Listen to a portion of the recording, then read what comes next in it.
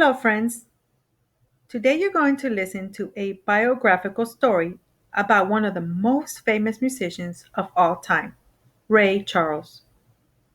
I want you to listen carefully and listen to the difficult times or challenges that he faced, as well as the opportunities or good times he had. Ray Charles was a famous piano player, singer, and songwriter. People recognized Ray Charles' face and still loved the wonderful songs he wrote. He was a remarkable musician. Remarkable means wonderful or amazing. He was a wonderful musician. But even more remarkable is the fact that he became a musician after he became totally blind. Blind means he did not have the sense of sight. He was unable to see. Ray Charles was born with normal eyesight and grew up playing and doing all the things kids did. He liked exploring the countryside with his brother, pitching pebbles into streams, and picking juicy blackberries. But the one thing he loved more than anything else was music. He loved to sing in church on Sundays. He was also he also liked going to a local restaurant where they had a jukebox, a big machine that plays music. Ray would listen to the jukebox for hours on end.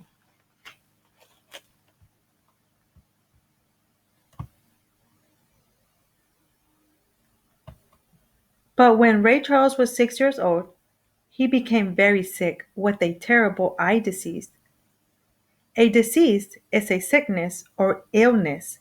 His mother took him to a doctor who told her that the disease would cause Ray to lose his sight and become blind. By age 7, Ray Charles was totally blind. If a person is completely blind, he or she sees no colors, no shapes, no light, nothing. If you turn off the lights and shut your eyes, you could imagine how Ray felt. His mother wanted him to be successful in life despite his blindness, so she sent him to a special school for children who were blind. Ray Charles was determined to learn and succeed in school. The teacher showed him all the kinds of things he would learn to live independently without very much help from other people, even though he couldn't see.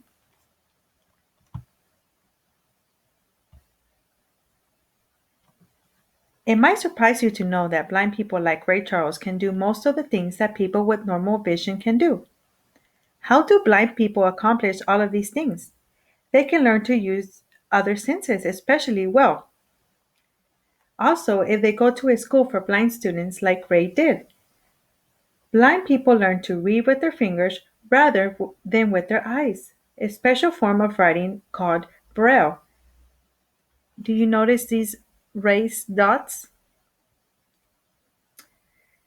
In Braille, there are raised dots in a page that represents words. A person can read those words by feeling the dots with their fingers. Ray Charles' favorite part of school was music lessons, so he learned to use other senses to become an amazing, remarkable musician. Ray once told someone that my eyes are my disability, but my ears are my opportunity. A disability is a challenge. An opportunity is a good chance to accomplish something. That means that even though he couldn't see, Mr. Charles felt very lucky that he was able to hear.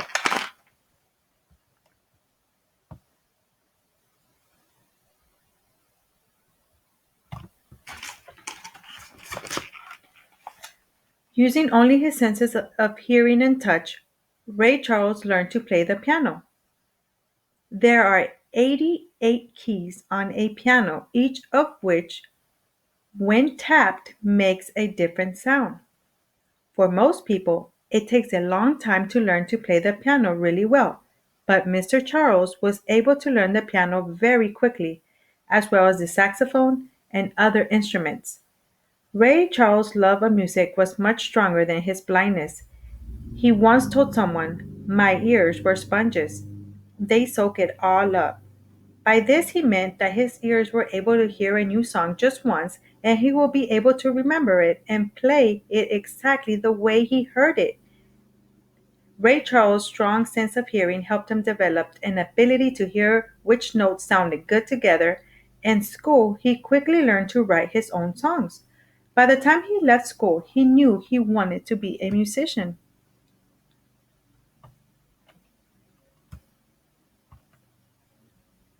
Over the years, Ray Charles became famous. He made many records of his songs and gave concerts. He even met a few presidents of the United States. Here we see Ray Charles meeting with President Nixon. This is Ray Charles, and this is the president.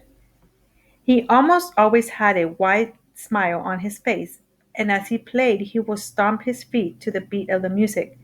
He would sway back and forth as though the music was moving right up from the piano through his body. Nothing made Ray Charles happier than playing music. He once said, "Music to me is part of me. I look at music the same as I look at my blood and my breath. It's something I have to do."